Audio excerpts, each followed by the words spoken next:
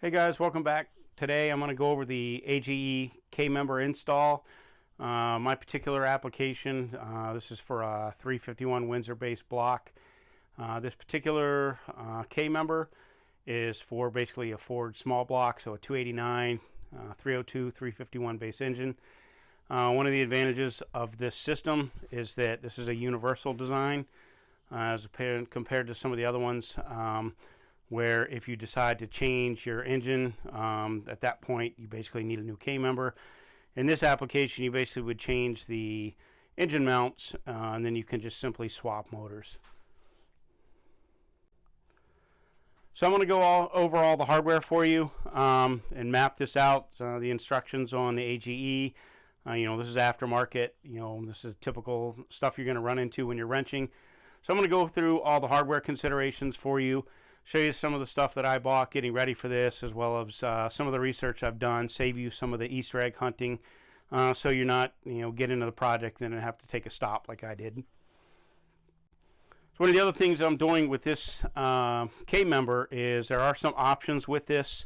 So I'm actually using the spring perches because I'm using stock style suspension, control arms and springs, standard struts. I also have the optional race brace, so I'm going to go over that as well. So really the biggest advantage why you would want to go to this application is for clearance. The weight, I'm going to go through, do a full takedown on all the weights. I've basically weighed everything out. We'll go over that in a bit. But really, I don't think that's, in this application, really where you're going to win. The biggest thing is with my application, I have a 351 base engine with a 9.5-inch deck. Then you add in the large deck with long tube headers as well as an automatic transmission. I kind of have the worst case application for space in between my K-member and my header. So I would basically need to do everything I can to give myself as much clearance when I'm working and taking the motor in and out or working on it. So for the engine mounts on this system, you will need to order the appropriate engine mounts for your application. So 302, 289, 351 all use the same system.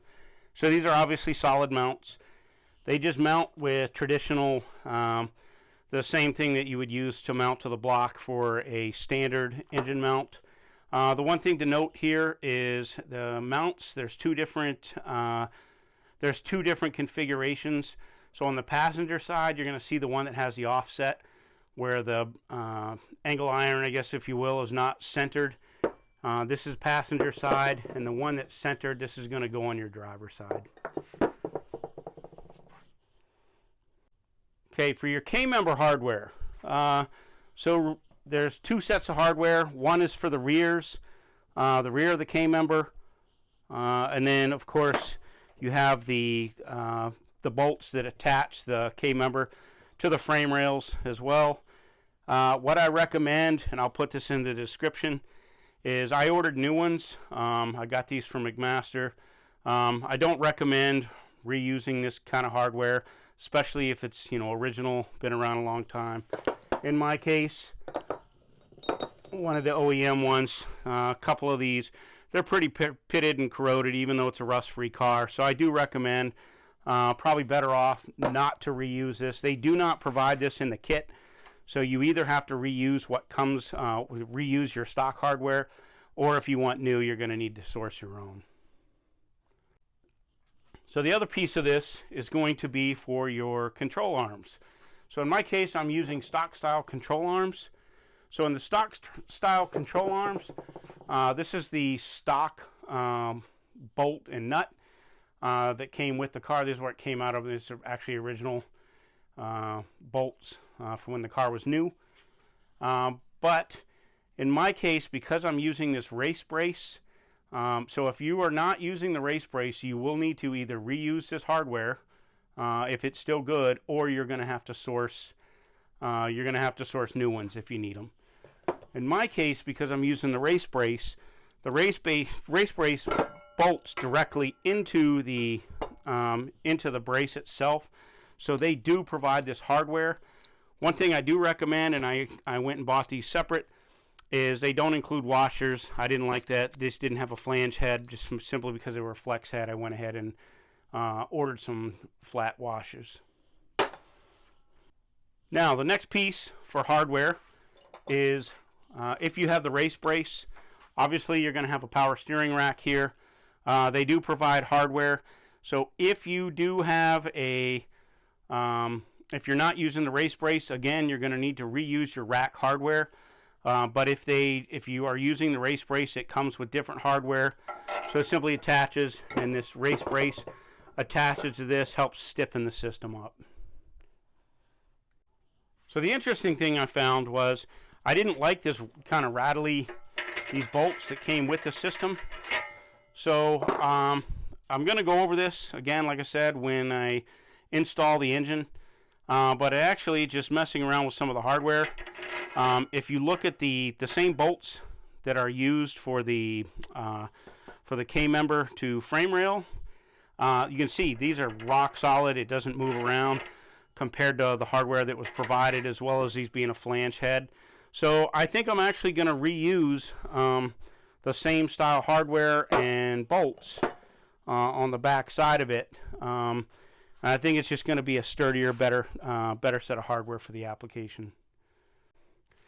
And then the last piece of this, so this race brace, if you look at, say, the competitor, which I guess with the benchmark for this would be a Maximum Motorsports system. If you look at this, see, so this system weighs less.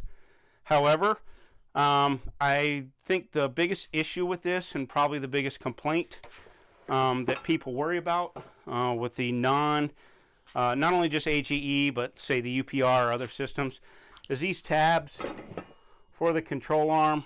Some people think they're too weak, and the welds is asking a lot to hold on those control arms. So they do sell this, and for me, where my car is primarily a street car, you know, it can be taking turns, and it's not just a dedicated track car. I personally, for just my own peace of mind, I actually ordered the race brace. And if you look at a Maximum Motorsports system, you'll pretty much see kind of the same similar configuration where they have this brace that goes from the cross piece here over to the control arms. There's about 11 pound difference between this and the K-member from Maximum Motorsports, and this is simply where it's coming from when you don't have this piece in there. But by adding it back, I definitely think it's a stronger system, and you know, considering that it's a street car, I really think, you know, I would recommend probably getting this system. That way, really the only complaints I've seen of this system online is the welds can break off over here on these tabs. And that's really the biggest complaint I've seen from these, so I'm just trying to avoid that. Okay, so the other thing I've done in terms of hardware, getting ready for this and kind of taking a look at this, when you look at this hardware, again, it's a hex nut or a hex head bolt. And I just didn't like the fact that even though this piece is probably rigid in here, I went ahead and ordered some washers just to give it a little bit more strength. I didn't want this thing caving in when I tightened it up. So that pretty much covers any of the hardware configuration. Probably the only thing I should mention, I'm not sure. I mean, LMR, pretty much anything related to a Fox body you can get. I'm not sure. I'm sure maybe somebody sells somewhere.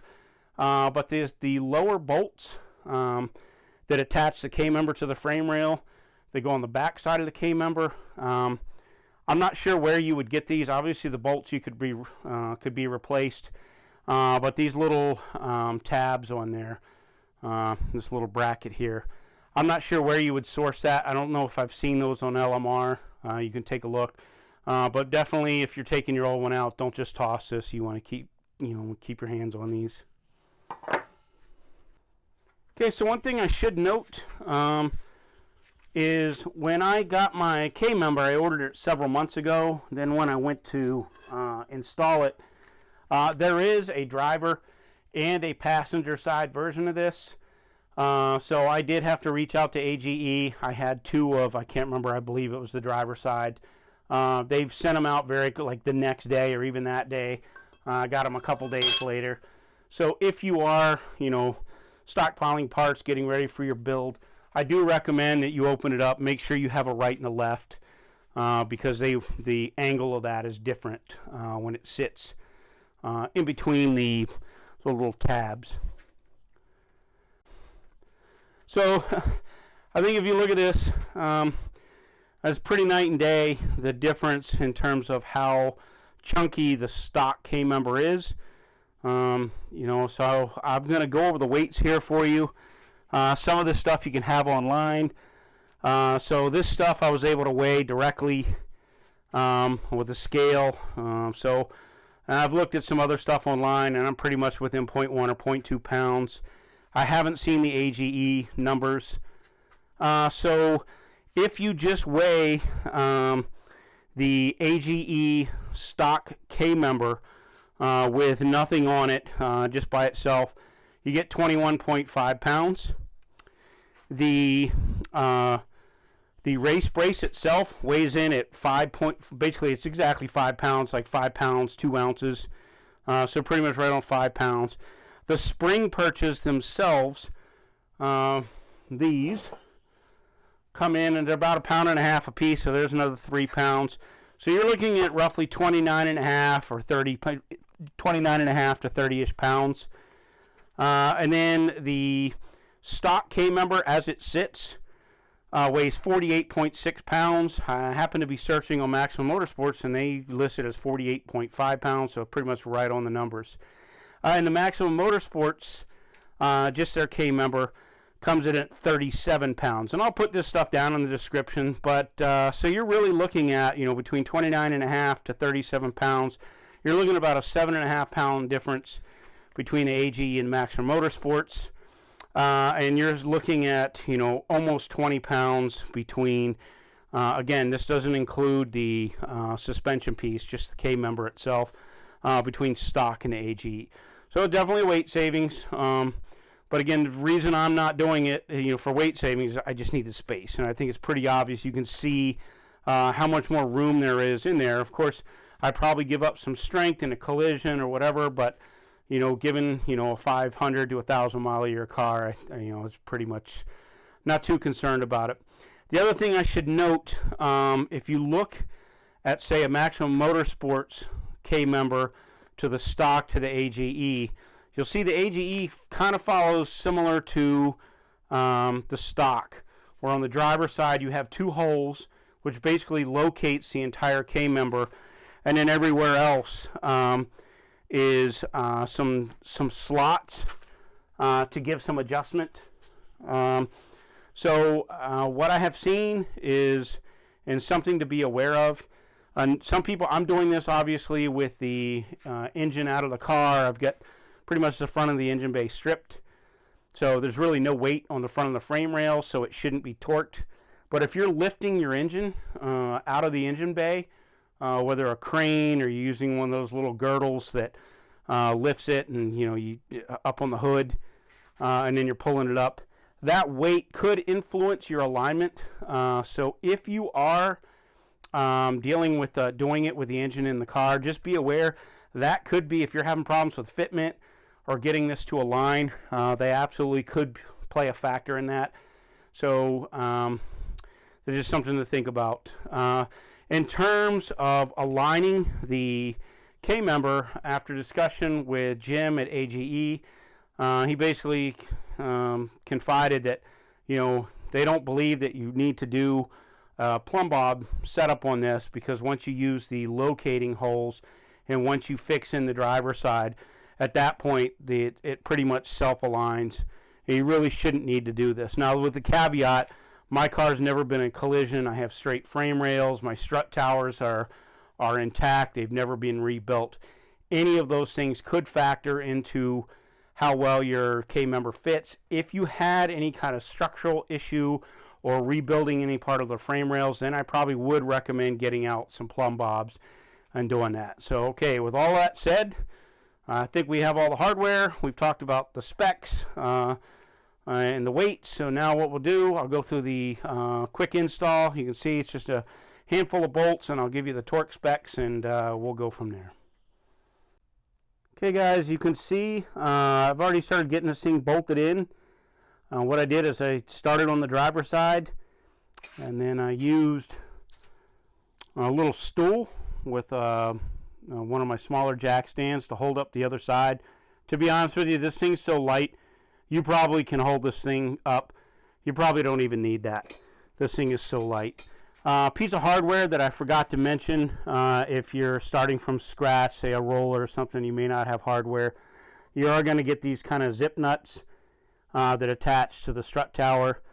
And then the other little thing to make sure, just to make sure it's obvious, make sure if you're using you know, stock style springs, you put the perches in, and you're going to want them to be, you don't want them to be between the frame rail and the K-member. They're going to be on the bottom side. So just one little tip, kind of one of those while you're in here. If you have the front of your car stripped, like I do, and you have access to get, you know, everything out of your frame rails, take a air gun nozzle, stick it in these holes. I think you'll be quite surprised. Blow it all back out towards the front of the frame rail, and you'll see all kinds of stuff come flying out of there. It's a good opportunity to clean all that stuff out. I coated the inside of this with the Eastwood internal frame coating, just to give it some extra rust proofing, you know, over the years. Okay, so now I've got these. They're not completely locked down. I can still kind of move this a little bit, if you can hear it. It's not totally secured down. Now I'm going to go over to the driver's side. I'm sorry. Now I'm going to go over to the passenger side. We'll go ahead and attach that guy to the frame rail before we get the rear started. And one other little tip, I have kind of a cheapo electric impact. You don't need one. It's not that hard. Just makes it go a little bit quicker. Just be careful. Make sure they don't. Make sure when they start, make sure you see it turning in the zip nuts before you start going too crazy on it. And I'm using, you know, obviously I'm not using an impact because I'm going to use a torque wrench. So I'm using 18 millimeter for the K-member to frame rail bolts. The uppers. Good luck trying to find this. I actually have the Ford manual, shop manual. I pretty much flipped through every single page. I had to source what the torque specs are. They refer to the K-member and the manual as cross member number 2. Almost sounds like something you order from takeout. But with that said, from Maximum Motorsports, they recommend 89 foot-pounds. If anybody can find that spec from Ford directly rather than from some third-party source, I'd really be interested to see. Let me know the page number in the comments. I have looked through that entire manual. There's only one diagram I found that actually showed these zip nuts, and it's related to a brake line that they actually show the image, and there's nothing to do with bolt size, specs, none of it. So it seems to be one of those mystery specs they seem to have left out of the manual. Okay guys, passenger side frame rail bolts are in. Now we're going to move down to the rear section, pretty much get this thing wrapped up here in just a bit.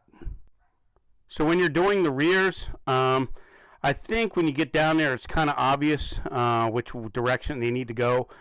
Hopefully you can see this in the camera. It does say this side up, so you're going to want this sitting on top of the frame rail, obviously with the bolt underneath the K-member, and cinch it up. So these actually get bolted, according to Maximum Motorsports, to 72 foot-pounds. Now guys, if you watch House of Duelist channel, he's actually doing EcoBoost install, but he's basically using the same K-member, but he's doing it on a 79. He had some fitment issues with the lower bolts going to the K-member not lining up, and he had to cut some metal out of it. All I can tell you with mine is I have bolted mine straight on with literally zero need to move anything. These basically bolted straight in. So I don't know what the difference is. I know he had a 79, but just something to be aware of. So far, easy peasy. I might regret it when I go back over to the driver's side, but we'll see in just a second. Okay, so same thing on the driver's side. This is before I'm putting the bolts in. The only thing I think I'm going to do, I think I'm going to go back and pull these out one by one. I'm going to probably, I want to add some washers behind it because I think these, the heads of these bolts, they don't quite cover that gap. So this would be something I would add to the hardware list, and I'll show you that in just a second. So yeah, this is something I'm going to come back and redo. I'm going to be hitting these with rust encapsulator and some chassis coat anyways to cover all this exposed area down here. But you can see I just don't quite like how much bite these things have on these grooves. The other thing I should note is I don't have this hardware fully tightened up, and I literally cannot move. This thing is pretty much, and I don't even have it fully installed yet to full torque specs, but it absolutely is not going to move. So I'm not even sure what adjustment I have so far. At least from what I can tell, it looks like it's squared. So really the last step here is all the hardware is in place. I just need to button everything up with a torque wrench, and again, I'll put all these specs in the description, the weights, torque values, for a reference guide for people. I should note, I'll probably add it earlier in the video, it was a 15 millimeter wrench for the lower bolts that attach to the frame rail. The other thing I should note here is because I need to get the steering rack, and I'll make another video out of this, but because the steering rack, you kind of have to do this at the same time. So if I were to go ahead and cinch this down right now, you kind of want to do these all at the same time to put in the race brace. So I'm going to cover this portion of the race brace install when I do the steering rack, because the steering rack aligns this, which impacts where the two, I guess you call them the wings that go in between the tabs. And here you go. It's installed. Again, just need to go back. I'll torque it down once I get a few of those washers in place, just to give it a little bit more bite. Looks good, at least eyeballing it. It looks like it's square, looks like it's straight, doesn't look like anything odd. It tends to go right along the frame rail. So I just want to go over one little detail with you guys that you don't really notice with the engine in the car. But if you notice here, so the engine, and this is actually even in the stock configuration, but just something to point out, if you look at the distance from here to here, and you look at the distance from there to there, on the passenger side, you will see that the motor is shifted. I think it's about an inch or so to the towards the passenger side.